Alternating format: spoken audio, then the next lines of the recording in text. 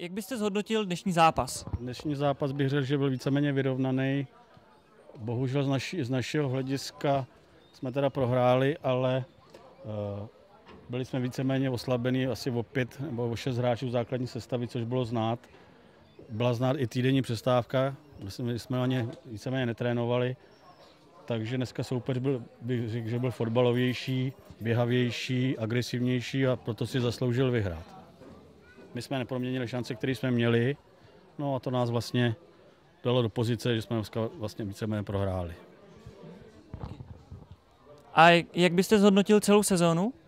Celá sezona bych řekl, že byla velmi úspěšná pro Sokol, protože za poslední 4 roky jsme bojovali o postup, bohužel se nám to ani jednou nepodařilo.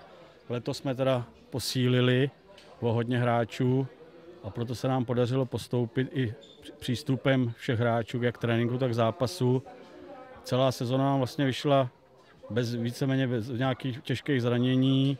Herně se nám velmi dařilo a myslím si, že s 10bodovým náskokem, kterou jsme soutěž vyhráli, myslím, že to je jako solidní, i když se nám poslední 2 zápasy víceméně vůbec nepovedly, protože plno hráčů, jak jsem říkal už předtím, je zraněný, nebo jsou na dovolené, nebo jsou pracovně zaneprázdněný a to se vlastně podepsalo na těch posledních zápasech, ale celkově bych řekl, že to je velmi dobrý, protože 13 vítězství, 1 remíza, 2 prohry nás vlastně posunulo mezi nejlepší manšafty okresu, jak na počet výher, tak na počet porážek. Ať se daří.